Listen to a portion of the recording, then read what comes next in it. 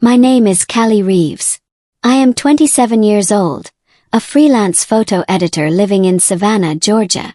My days are usually quiet, spent in the warm hum of my tiny apartment, with a desk crowded by second-hand monitors and memory cards scattered like loose change. Keep my head down. I work, pay rent, and I try not to think about the things no one in my life ever wanted to talk about. For me, the Reeves name has always been like a shadow I could not shake.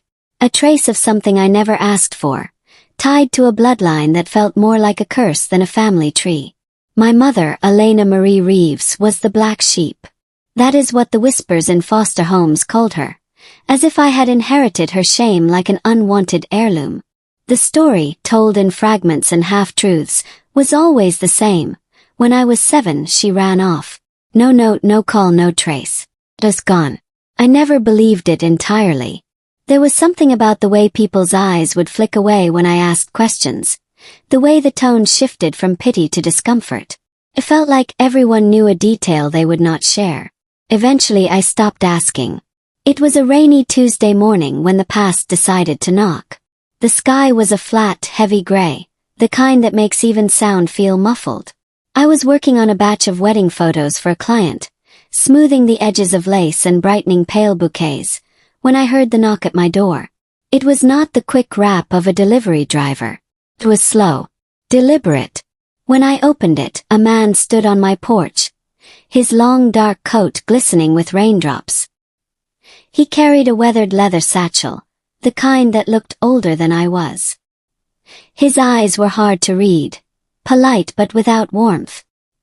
He asked for me by name, and when I said yes, he reached into the satchel and handed me an envelope.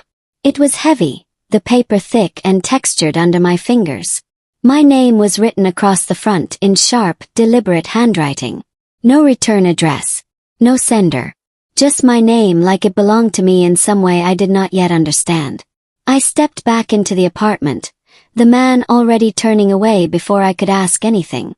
The envelope felt colder than the air around it. I opened it carefully, my fingertips tracing the edges of the seal before breaking it. Inside was a folded letter on cream-colored stationery. In the corner was a faint crest, 2 crossed branches framing a shield, and beneath it, words written in formal, precise language. It was a summons, an invitation to attend the reading of the last will and testament of Jonathan Reeves. My breath caught. I knew the name. Jonathan Reeves was my grandfather, a man I had never met. He had been a ghost in family stories, a figure spoken of in the same hushed, tense tone people use when mentioning storms or tragedies. I had no memories of him, no photographs. As far as I knew, he had never once tried to see me. The letter gave a date 3 days from now, and an address in Charleston. There was no explanation for why I was being invited, no hint at what this was about. For a long time I just sat there on my couch, the letter open in my lap. Rain tapped against the windows. I thought about throwing it away, about ignoring it entirely. I had built a life that had nothing to do with the Reeves name. I had no reason to walk into whatever nest of vipers might be waiting for me there. But there is something dangerous about not knowing. Digs at you. And by the next morning I knew I was going.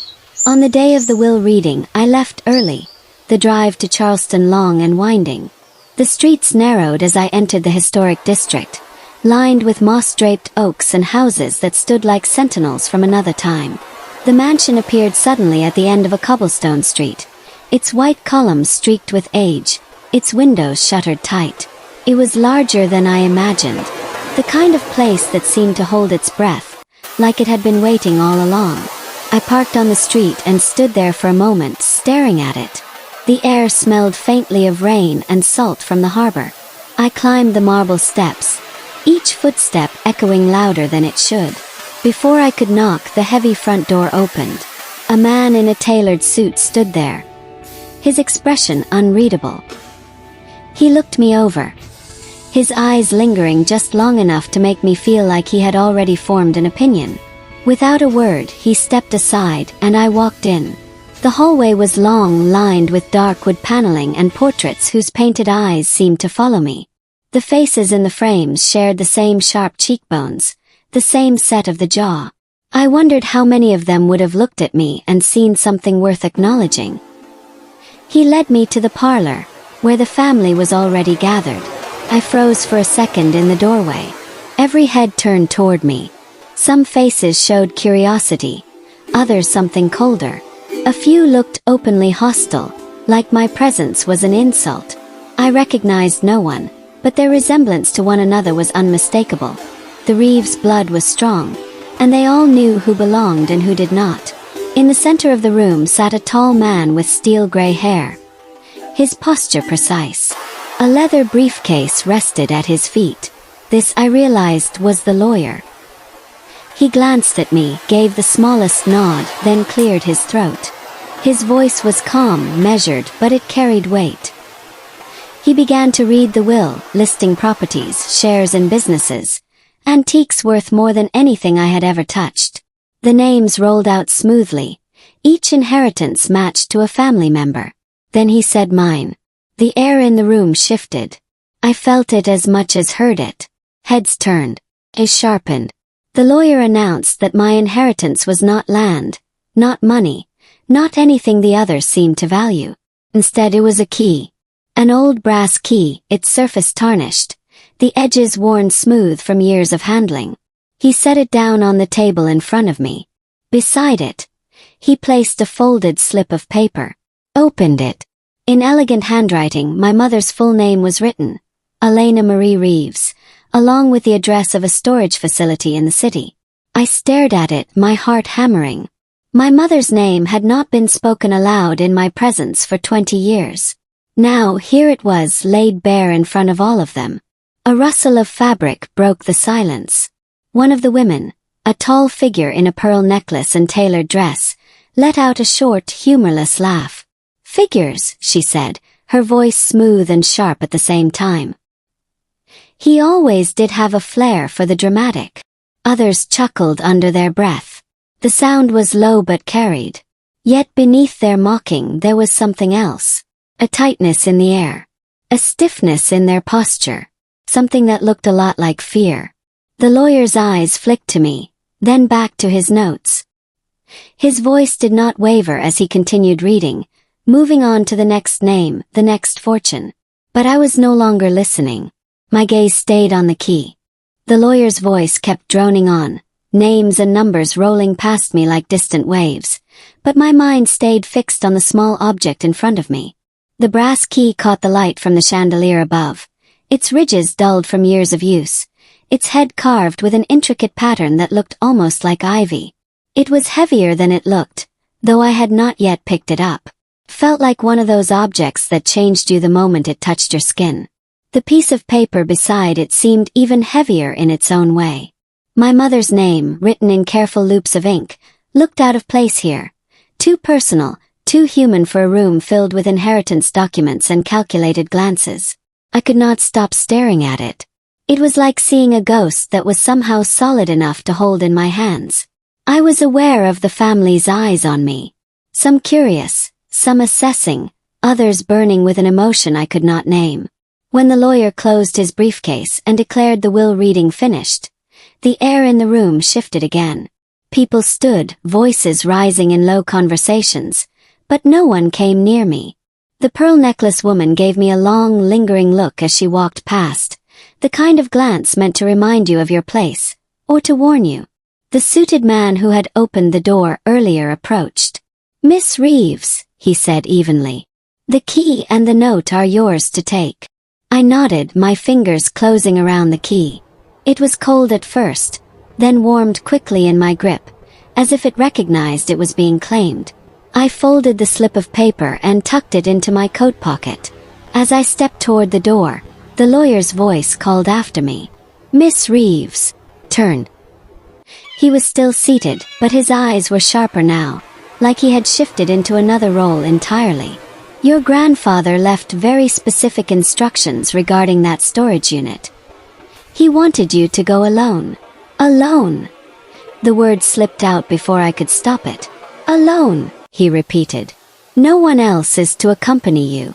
And be mindful of what you find there." Mr. Reeves believed some truths should be handled carefully. Something in his tone made my stomach knot. He was warning me, though his face betrayed nothing. I gave a stiff nod and left. Outside, the air felt heavier than when I had arrived.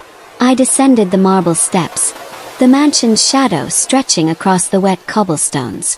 When I reached my car, I paused, the key still clutched in my hand.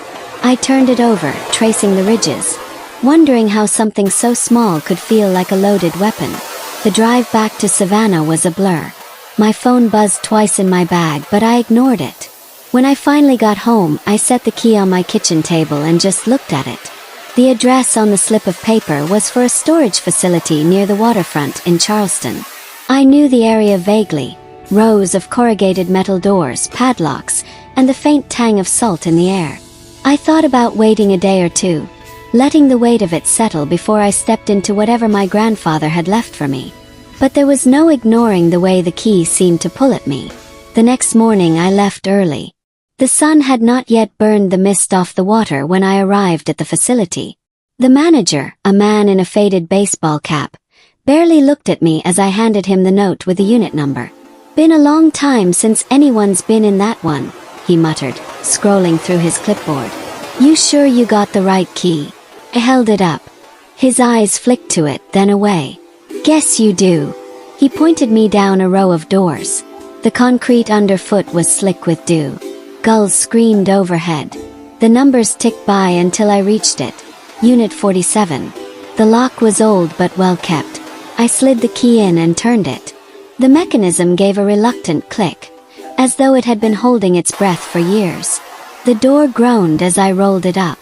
Inside, the air was cool and stale, smelling faintly of dust and something else, something metallic. Light from the hallway spilled in, illuminating a narrow path between stacks of boxes.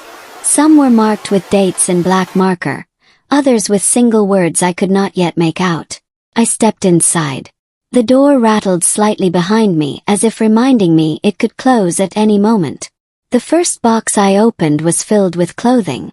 Dresses folded neatly, wrapped in tissue paper that had yellowed with age. I brushed my fingers over the fabric. They were my mother's style. Soft, flowing, with small embroidered details at the cuffs. The second box held photographs. Dozens of them, some in albums, others loose. Many were of people I did not recognize. But in the middle of one stack was a photo of my mother holding me as a baby. Her eyes were bright, her smile unguarded. I had never seen this picture before. Beneath the photos was a leather-bound journal. The cover was cracked, the spine worn. I opened it to find my mother's handwriting, slanted, careful letters spilling across the page. The first entry was dated 3 weeks before she disappeared. I read the first few lines, my pulse quickening. If anyone finds this, it means I could not finish what I started. I am not running. I am trying to protect her. Froze. The words blurred for a moment. She had been talking about me. A noise made me look up. It was faint but distinct, the sound of a footstep outside the unit. I set the journal down slowly and stepped toward the door. The hallway was empty. Empty, but not silent. Somewhere down the row, a metal door rattled, then stilled. The sound echoed faintly between the corrugated walls, too deliberate to be wind, too heavy to be anything but a person. I stood at the threshold of Unit 47, one hand still on the metal door, the other clutching the key in my pocket like it might suddenly serve as a weapon. The row stretched long in both directions. Sunlight hadn't yet reached the far end, leaving that half shrouded in shadow. My eyes scanned for movement, an arm, a shift in posture, anything, but all I saw was stillness. The silence that followed was worse than the sound itself. Silence leaves room for imagining, and my mind filled it with shapes. I stepped out, letting the door fall halfway closed behind me. The metallic groan echoed down the row. Listen. Nothing. And then, just as I turned back toward the unit, a new sound. Faint. Quick. Retreating. My head snapped toward it, but it was gone before my eyes could follow. Hello. My voice sounded smaller than I meant it to. No answer. The manager had said it had been a long time since anyone visited this unit. Maybe that was true, but it didn't feel like it. I stood there another full minute scanning before deciding to ignore it. Or at least pretend to. I stepped back inside and pulled the door almost shut, leaving a narrow strip of light. The journal still lay where I'd left it, its cracked leather catching the dim light. I picked it up again, fingers tightening around it as though someone might try to take it from me. The first page stared back at me. If anyone finds this, it means I could not finish what I started. I am not running. I am trying to protect her. Protect me. I turned the page. The next entry was dated 2 days later. I am being watched. Feel it. In the store. In the street. Sometimes outside the house. He does not believe me, says it is my imagination, but I know what I see. Have to decide soon. The entry ended abruptly.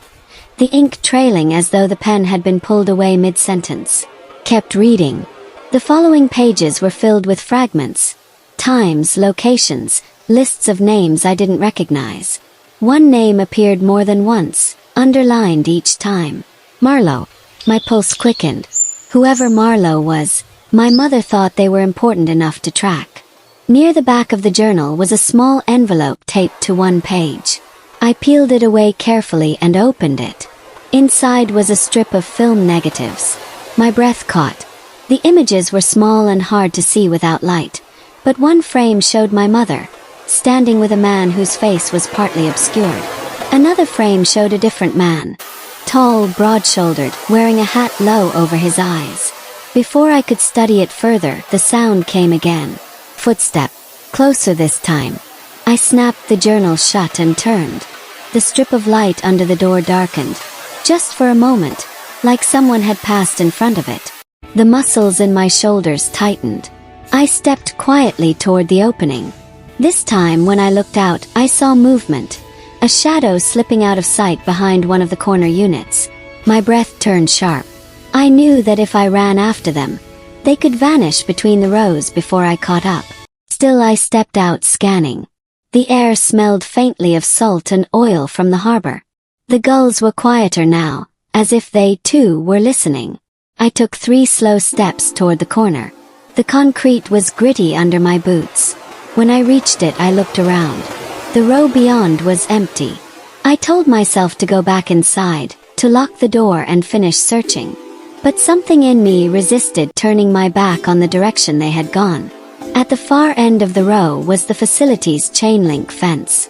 It stood open, just a narrow gap like someone had squeezed through. Beyond it was the harbor road, and beyond that, the water.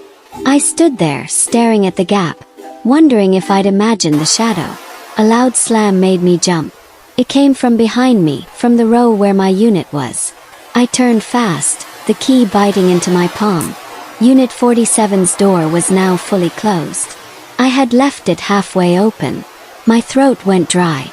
I forced myself to walk back, each step feeling heavier than the last. The metal door was locked. Had the key. Sliding it in, I turned it slowly.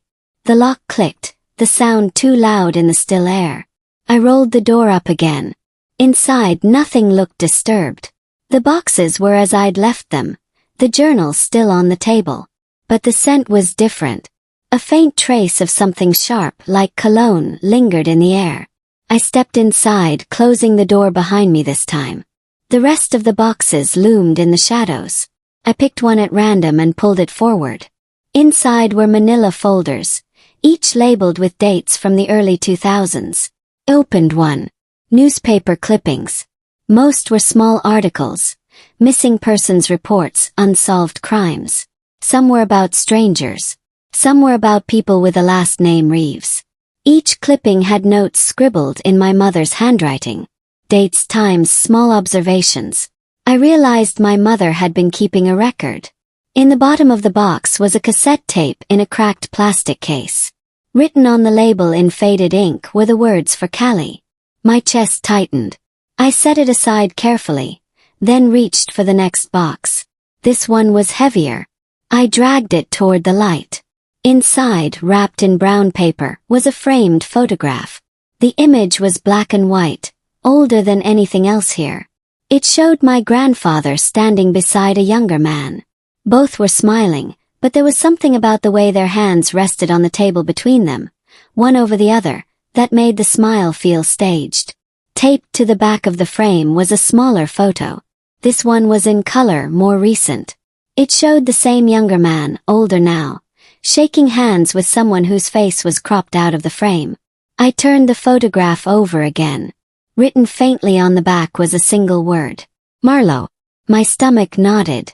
The name from my mother's journal. Before I could process it, the faint hum of an engine reached my ears. Froze. It was coming from outside the unit, from somewhere near the entrance to the facility. The sound grew louder, then slowed. A vehicle pulling in. Through the gap under the door, I saw the shadow of tires roll past. They stopped 2 units down from mine. A door creaked open. A step. This time they did not try to be quiet. The footsteps were measured and hurried. The sound of someone who knew exactly where they were going. Each one struck the concrete with a hollow echo that carried between the rows. I stayed still. My back was to the door, my eyes fixed on the shadows slipping under the thin strip of light along the bottom edge. The figure moved past slowly, just enough for me to see a pair of worn leather boots. They stopped. My pulse surged in my ears. The silence between us stretched long. Then a soft knock. 3 times. My throat tightened. No one knocked on storage unit doors. Not unless they were supposed to be here.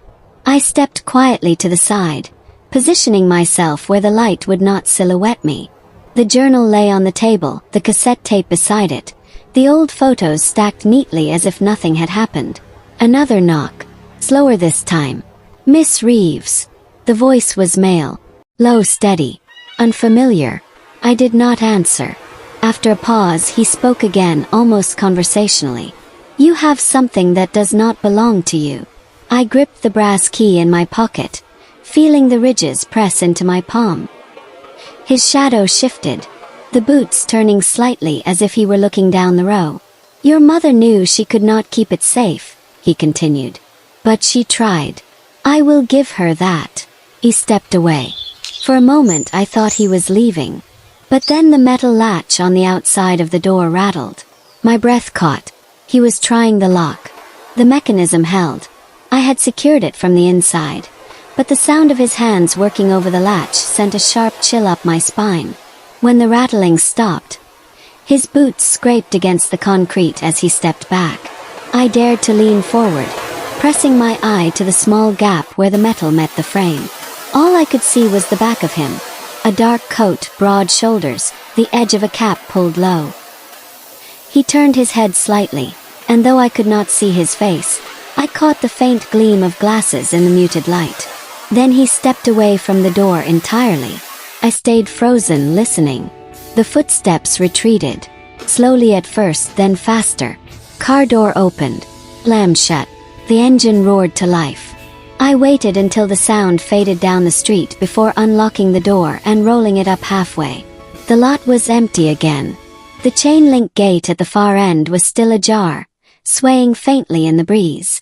The facility's manager was nowhere in sight. I stood there, the damp air settling heavy in my lungs, before ducking back inside. Whatever this was, it had just shifted from curiosity to danger.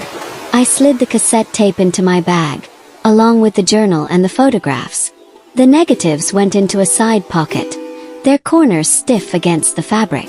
One last box sat at the far back of the unit. Unlike the others, this one was locked with a small padlock. The brass key did not fit. I tried it anyway, turning it over in the lock until I was sure it was useless.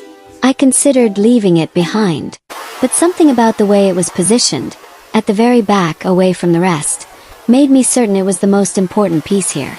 I grabbed a flathead screwdriver from a small pile of tools stacked against the wall and wedged it under the lock's clasp. The metal resisted, then gave with a snap. Inside were several smaller boxes. I opened the first to find stacks of letters, all sealed.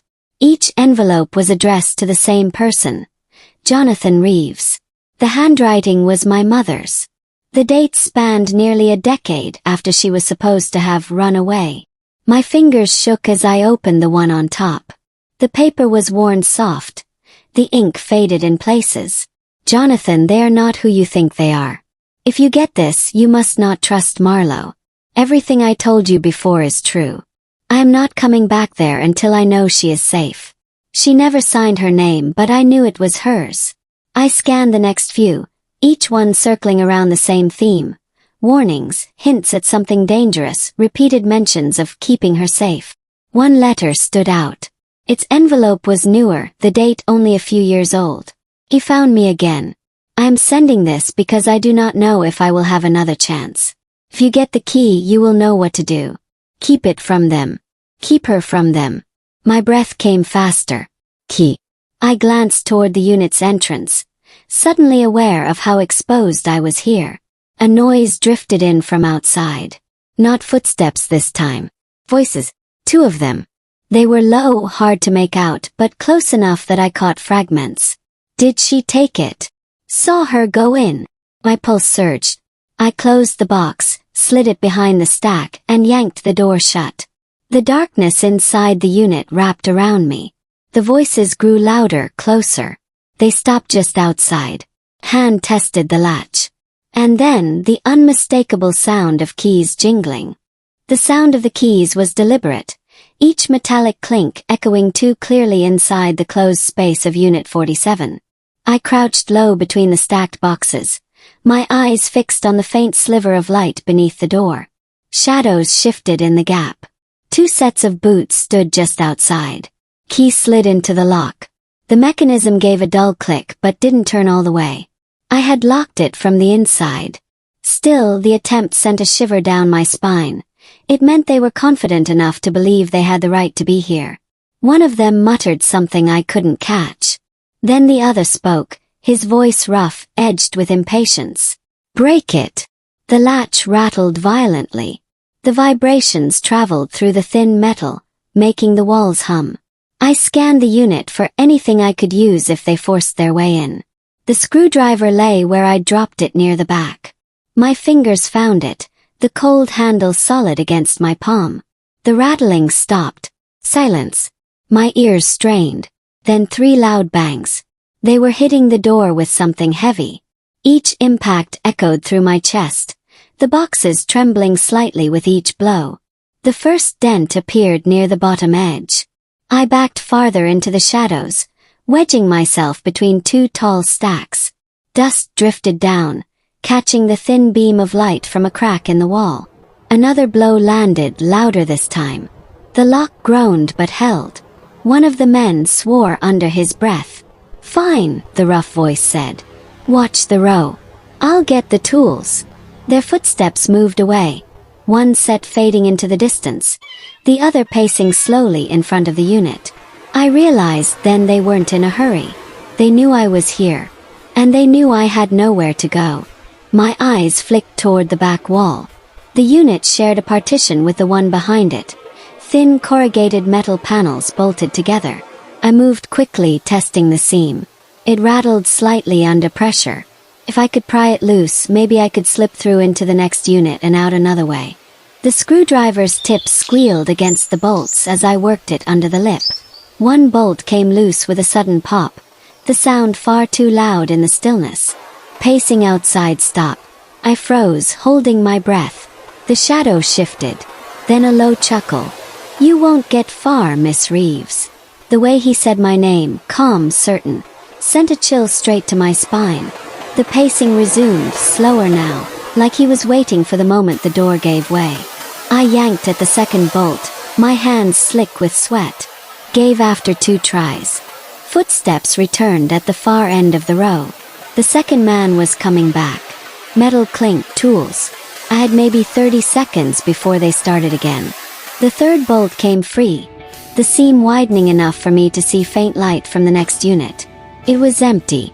I slipped the screwdriver through the gap, prying it wider until I could squeeze my arm through. The edge bit into my shoulder as I forced myself sideways. A loud bang hit the door again, this time followed by the screech of metal tearing. I slid through into the empty unit, hitting the concrete hard on my knees. The next row over was quiet. I pulled the unit's door up just enough to duck under and emerged into open air. The harbor smell was stronger here, the cries of gulls sharper. I stayed low, moving along the backs of the units until I reached the far corner. A chain-link gate blocked the way, secured with a thin padlock. I shoved the screwdriver into the clasp and twisted hard. The lock snapped, swinging open. Beyond the gate, the narrow harbor road stretched out, empty except for an old delivery truck parked near the bend. I hesitated. If they heard the lock break, they'd know which way I'd gone. The sound of tearing metal came again from behind me. They were close to getting in. I slipped through the gate and ran. The road curved sharply, hiding the storage facility from view. I slowed just enough to glance back. No one yet. My bag thumped against my side, heavy with the journal, the cassette, and the photographs. When I turned back, the driver's side door of the truck was open, and someone was standing beside it. He was tall, wearing a dark coat, a cap pulled low, the faint gleam of glasses catching the light. The same build I'd seen outside my unit earlier. He raised one hand, not in greeting, but in a slow, deliberate motion that made my stomach knot. "Callie," he said. Not a question, a statement. My footsteps faltered.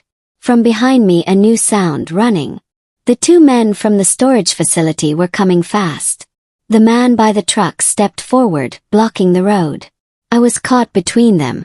The gulls screamed overhead. The harbor wind whipped past.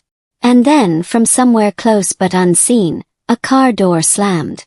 The slam of the car door cut through the shouts, and the pounding of my pulse came from somewhere off to the right, beyond the bend in the road. Every head turned toward the sound. Mine, the two men chasing me, and the man by the truck. The air seemed to still for half a second, the gulls circling overhead in uneasy arcs. Then an engine rumbled to life. A dark sedan rolled into view, slow at first, then pulling to a stop just ahead of me. The windows were tinted, hiding whoever was inside. The man by the truck shifted his weight, his stance tightening. His head tilted slightly, like he was trying to decide whether the newcomer was friend or foe. Behind me, the footsteps of the two men slowed. Their attention had shifted too. I stood frozen in the middle of the narrow road, caught between three possible threats. The sedan's driver's side door opened. A woman stepped out. Tall, lean, her dark hair pulled back in a tight braid. She wore a charcoal suit jacket, the cut too precise to be casual, and black boots that barely made a sound on the pavement. Her eyes found mine instantly. "Get in," she said. Her voice was low, controlled, like every word was measured before leaving her lips. I didn't move. The man by the truck took a step toward her, his expression unreadable beneath the brim of his cap. She didn't glance at him.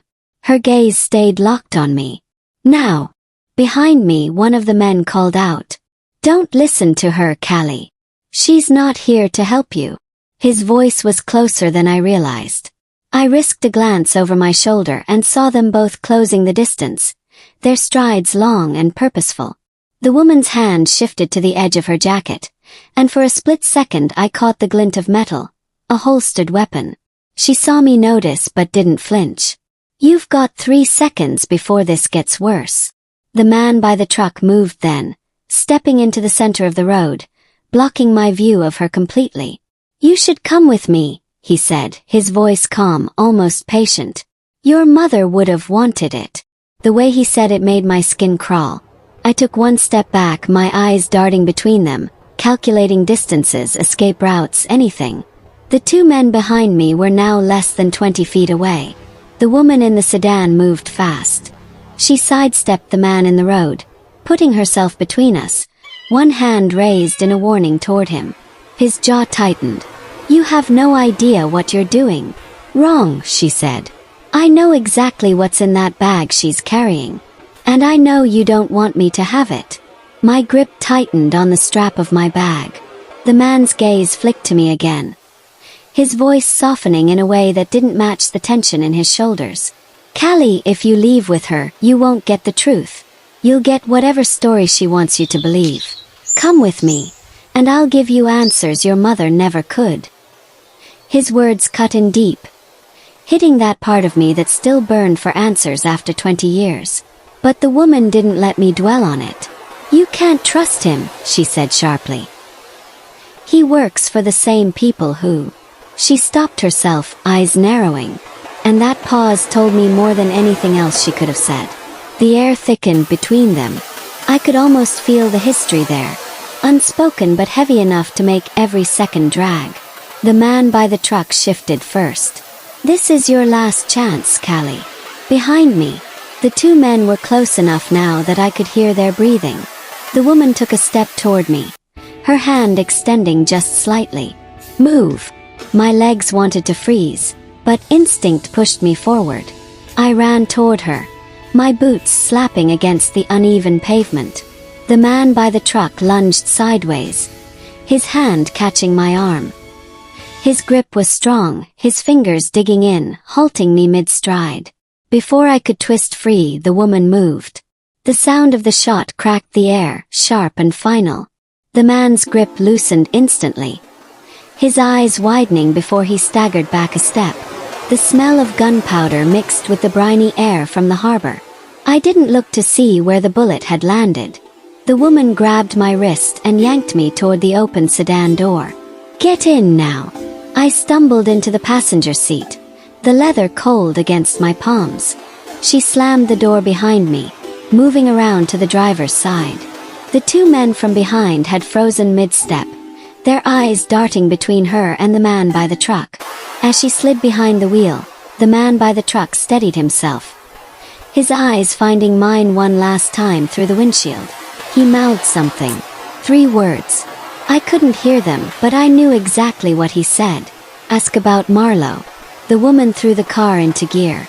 The tires screeched against the pavement as we shot forward, the storage facility vanishing behind us in seconds.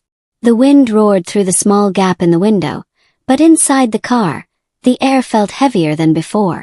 She didn't look at me, didn't speak for the first mile.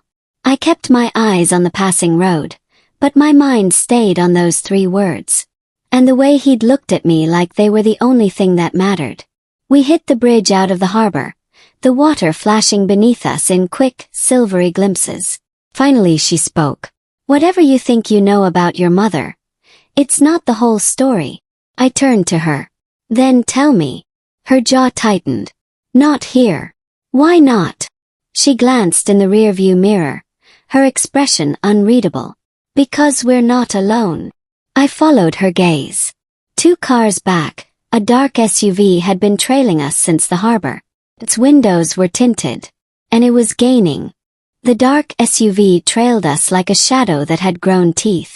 It didn't swerve, didn't accelerate recklessly, just followed with a kind of steady precision that meant the driver was in complete control. The woman's hands gripped the wheel firmly, but her posture was loose, like she'd done this before. Her braid swayed slightly with each turn of her head as she checked the mirrors. I sat stiff in the passenger seat, my bag pulled onto my lap, the weight of the journal, the cassette, and the photographs suddenly heavier than before. "How long have they been following?" I asked, my voice quieter than I intended. "Since the facility," she said without hesitation. "I thought they'd keep their distance longer." The bridge we were on arched high over the water, steel girders casting shifting shadows across the windshield. The gulls screamed overhead, their cries echoing between the beams. "Who are they?" She didn't answer right away. Her jaw tightened, but her eyes stayed on the road. "Not people you want close. And definitely not people who should know what's in that bag." My grip on the strap tightened. "And you do." A faint curve touched her lips, something between a smirk and a grimace. "I know enough." We reached the end of the bridge, the road narrowing into 2 lanes bordered by marshland. The water reflected the pale sky in broken ripples, reeds swaying in the wind. The SUV maintained its distance, the gleam of its hood visible in the side mirror. She glanced at it once more, then made a sudden turn onto a side road. The tires crunched over loose gravel, the sound loud after the smooth hum of the bridge. The road curved sharply, lined with leaning pines and low stretches of marsh. I glanced back. The SUV followed. "They're still there," I said. "I know," she replied. "They want you to see them." The trees thinned, revealing a stretch of open road ahead. The wind picked up, carrying the smell of brine and wet earth. "Are you going to tell me your name?" I asked. "Not yet." I turned toward her fully. "Then why should I trust you?" Her eyes flicked to me briefly before returning to the road. "Because I'm the only one who didn't try to break down that door and drag you out." It wasn't the answer I wanted, but it was true. The road ahead split. She took the left without slowing, the sedan leaning slightly into the turn. Behind us, the SUV mirrored the move perfectly. The woman exhaled through her nose, low and sharp. Persistent. "What do they want?" She didn't answer. Instead, she reached into the center console and pulled out a small black device, no larger than a deck of cards. She pressed a button, and a faint green light blinked to life. "What is that?" I asked. "A signal jammer," she said. "It'll keep them from calling ahead or tracking us for a little while." Little while. The phrase did nothing to loosen the knot in my chest. The road narrowed again, twisting between thick stands of pine.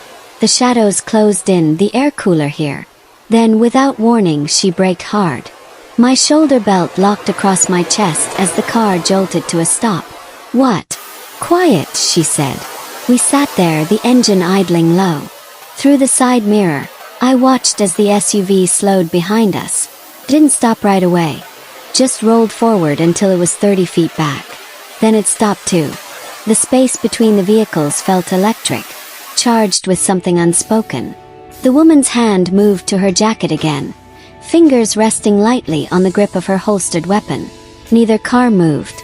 A breeze shifted through the trees, rustling the pine needles overhead. Then the SUV's driver's side door opened. A man stepped out. Tall, lean, dressed in dark clothing that blended with the shadows. His face was partially obscured by the brim of a cap. He didn't rush. He walked slowly toward us, his steps deliberate, each one echoing faintly in the still air. My pulse hammered in my ears. The woman leaned slightly toward me without taking her eyes off him. "When I say run, you run. Straight into the trees. Don't look back." I swallowed hard. "Who is he?" Her voice was flat. "Marlowe." The name hit me like a cold wave. The name from my mother's journal, underlined again and again. The name the man at the truck had told me to ask about. Marlowe stopped just short of the hood of our car. His eyes found mine through the windshield. They were pale, too pale, and the look in them made my skin prickle. He smiled faintly. The woman's hand tightened on her weapon. "You need to get back in your car," she said, her voice low but steady. Marlowe didn't move. Instead he spoke. His voice was calm, but it carried easily across the short distance. "Callie, you have something that doesn't belong to you." My chest tightened. "Your mother," he continued, "went to a great deal of trouble to make sure it ended up in my hands. Not hers."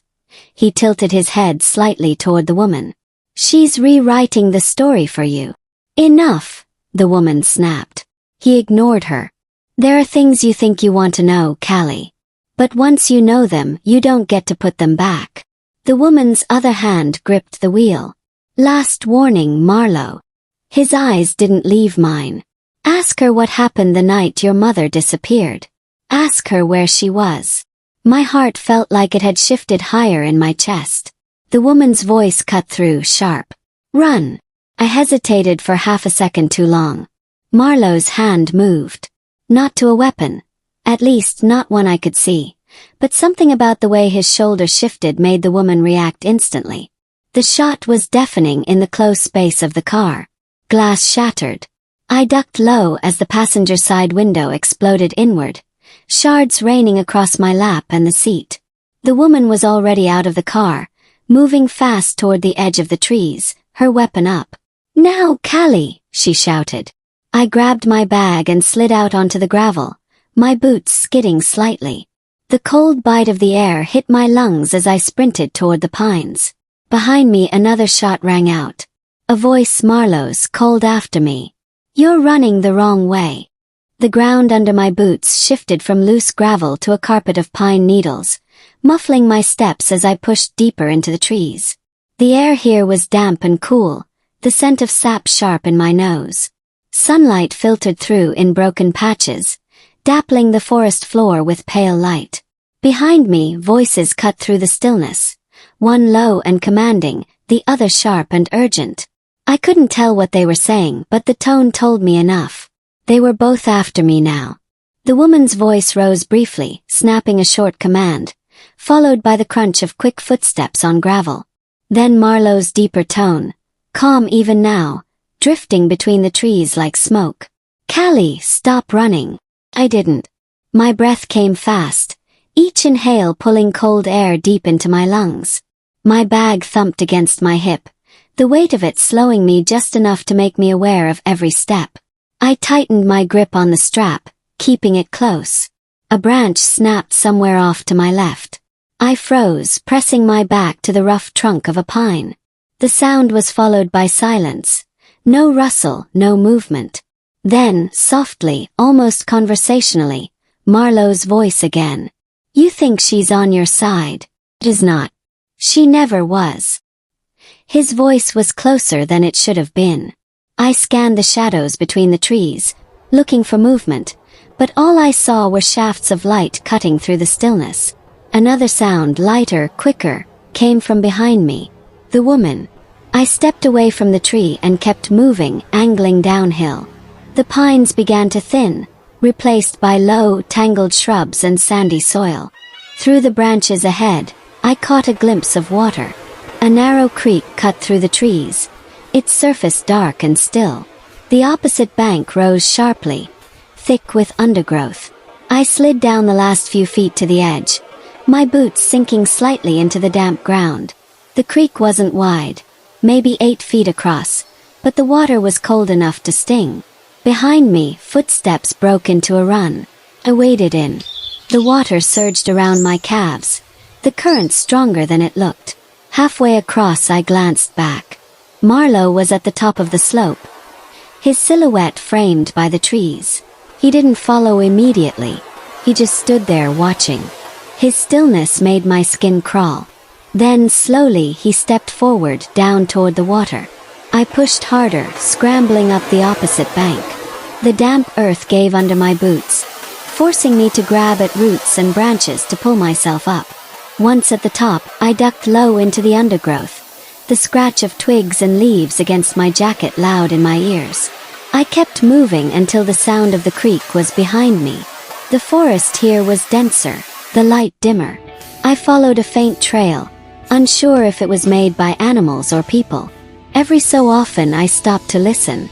Sometimes I thought I heard the woman's footsteps behind me. Other times I was sure it was Marlowe. The line between the two blurred in my mind until every sound felt like it belonged to both of them. After several minutes, the trail widened into a small clearing. In the center stood an old wooden picnic table, its surface warped and splintered, one bench missing entirely. I stopped at the edge, scanning the tree line. Nothing moved. Then, from somewhere beyond the clearing, the faint crack of a twig. I stepped backward, keeping to the shadows. A figure emerged from the far side. It was the woman.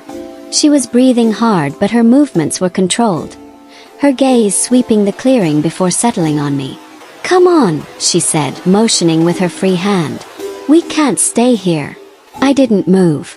She frowned. "What? How do I know you're not leading me straight to him?" I asked, my voice sharper than I expected. She didn't answer right away. Her eyes searched mine, something unreadable passing through them. "Because if I wanted to hand you over, I could have done it 10 minutes ago." Her tone was flat, almost weary. I took a step toward her. A voice from the trees to my right stopped me cold. "She's lying." Marlowe stepped out from the shadows, his movements slow and deliberate. His pale eyes locked on me first, then shifted briefly to the woman. "You think she's here to save you, Callie," he said, his tone almost pitying. Ask her why she was with your mother the night she disappeared." The woman's jaw tightened. "Don't listen to him," she said quickly. "She was there," Marlowe continued, his voice like a steady drip of water. "She knows exactly what happened. She's just hoping you won't figure it out until it's too late." The woman took a step forward, her body angled between me and him. "We need to move now." Marlowe smiled faintly. "Go ahead. Run again. See how far you get before she takes you exactly where I want you." The air between them was electric, charged with something I didn't understand but could feel in my bones. My hands tightened on the strap of my bag. The weight of it seemed to pull at me, as if the contents knew they were the reason we were all here. A gust of wind rattled the branches overhead, scattering a few pine needles across the clearing. Marlowe's voice dropped to something quieter, almost intimate. "Callie, your mother didn't run away. She was taken. And she didn't survive it." The woman moved fast, stepping fully into his line of sight. "Enough." Marlowe didn't flinch, but his eyes stayed on me, waiting. I could feel both of them watching, waiting for me to choose. Then, somewhere beyond the clearing, the faint hum of an engine reached my ears. It was getting closer. The hum grew louder, a low vibration threading through the stillness of the clearing. It was coming from somewhere beyond the tree line to the north, the sound shifting slightly as the vehicle rolled over uneven ground. Both Marlowe and the woman turned their heads toward it, their bodies tense but their feet unmoving. Neither wanted to break eye contact with the other for long. I stayed at the edge of the clearing, my back close to a pine, my bag pressed to my chest. The weight of it felt different now. Not just heavy but dangerous. The sound of the engine deepened, then slowed. Marlowe's eyes flicked toward the trees, just for a heartbeat. Then they were back on me. "You need to decide who you're going with, Callie. Right now. Decide." The woman cut in. "She's not choosing between us, she's getting out of here. With me." Marlowe smirked faintly, like he knew something she didn't. The engine cut off abruptly. Silence swelled in its absence, broken only by the soft tick of cooling metal somewhere unseen. The woman's stance shifted, one foot sliding back, her weight balanced. She was ready for something. I could hear the faint crunch of footsteps on pine needles now, slow but steady, coming from the direction of the road. Marlowe moved first. He stepped toward the sound, angling himself slightly so he could keep both me and the woman in his line of sight. "Stay here," the woman said sharply over her shoulder to me, then began to circle wide, skirting the edge of the clearing toward the source of the sound. I didn't stay put. I edged sideways, keeping trees between myself and the center of the clearing. Through a break in the trunks, I caught sight of movement, a figure stepping out from the pines. He was older, maybe late 60s, tall and lean but with a deliberate heaviness in the way he carried himself. His jacket was weathered leather, the kind that had been broken in by years, not months.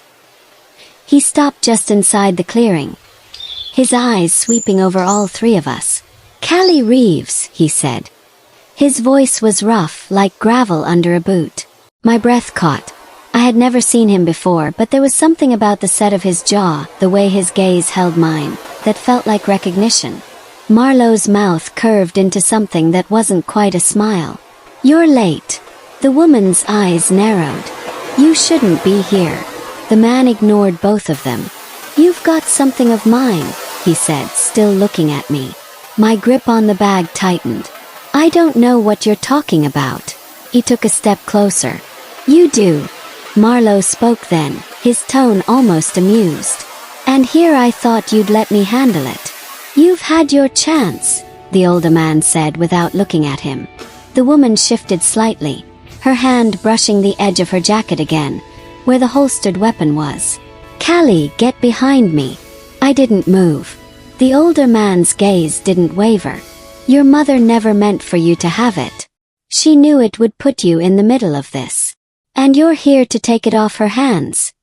Marlowe asked. The man's tone was flat. "I'm here to end this."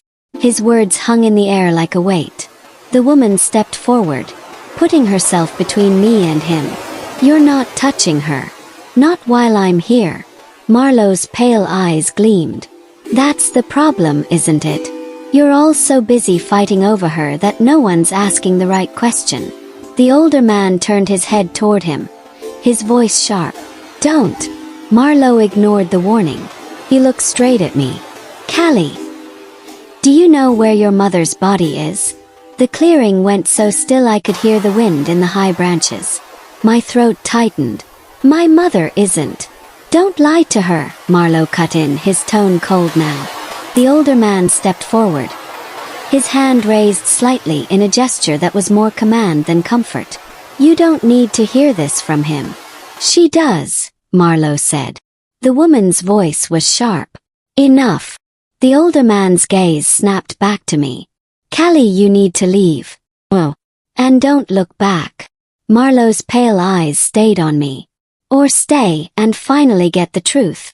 I could feel the pressure building, like the air itself was waiting for me to make a choice that would tilt everything one way or the other. The wind picked up, scattering pine needles across the ground, carrying with it the distant sound of the engine starting again. Not the one that had brought the older man here. Another one. Closer. From the opposite side of the clearing.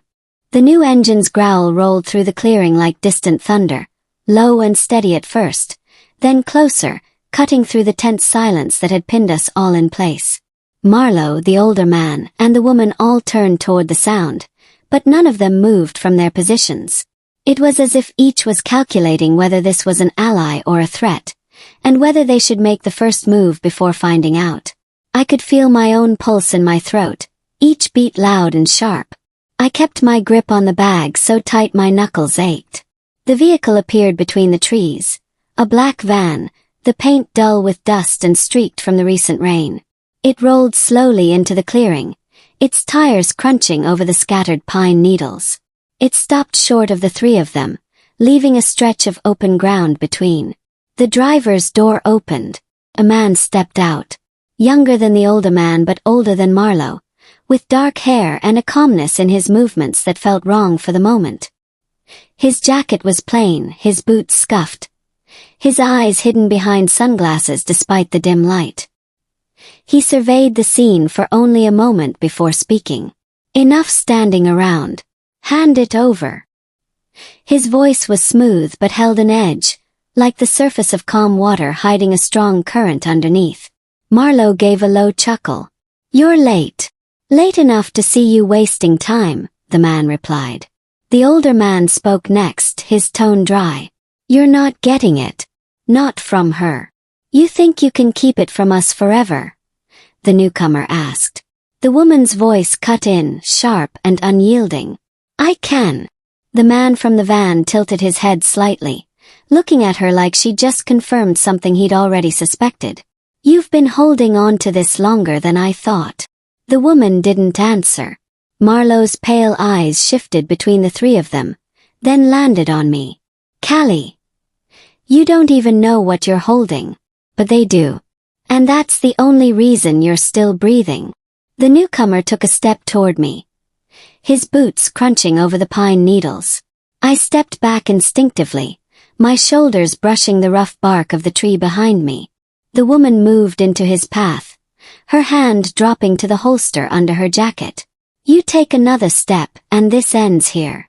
The older man's gaze stayed on me. "Whatever happens next, don't let them open that bag." My throat felt dry. "What's in it?" "Proof," he said. "Proof of what?" He hesitated. Marlowe answered for him.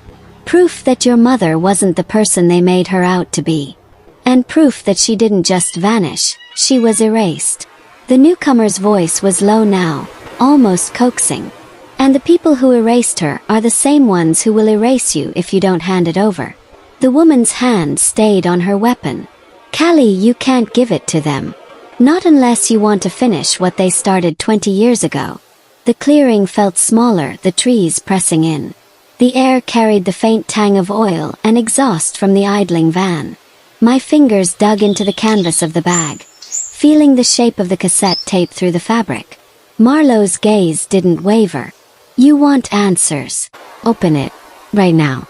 In front of all of us. Then you'll see who's lying. The woman's voice snapped sharp. Don't. The older man's tone dropped low, almost urgent. Callie. If you open it here, none of us leave this clearing. The man from the van smiled faintly, like he'd already decided the ending.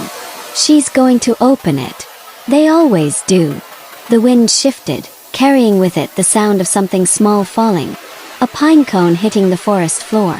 The quiet that followed was so complete it made every breath, every shift of a boot, feel amplified. My hands moved without thinking. I slid the bag zipper open just enough to see the corner of the cassette case and the edge of the folded photographs. The woman's eyes locked on me. Callie, close it. Now. Marlowe took a slow step forward. Let her see. The older man's voice was steel. Don't give him the advantage.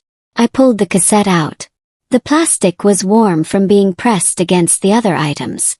The faded label with my name, for Callie, seemed to draw all of their attention like a magnet. The woman's hand twitched toward me. Please. Not here. Marlowe's pale eyes fixed on the tape. That's the last thing she ever recorded. You'll want to hear it. And then what? I asked. No one answered. The man from the van took another step. The woman turned her body to block him, and in that small shift, Marlowe moved too. Fast enough that in a heartbeat, he was only a few feet from me.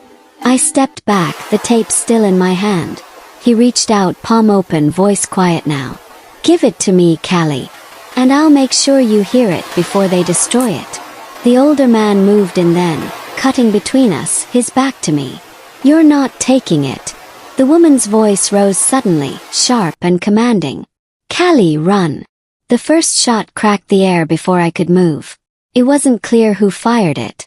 But the sound of it rolled through the clearing, scattering the gulls overhead and sending a spray of pine needles down from the trees. Someone shouted. Someone fell. And in the chaos, the cassette slipped from my hand, hitting the forest floor and rolling just out of reach. Marlowe's eyes snapped to it. So did the woman's. The older man turned sharply, his arm brushing mine. The man from the van moved fast. And then,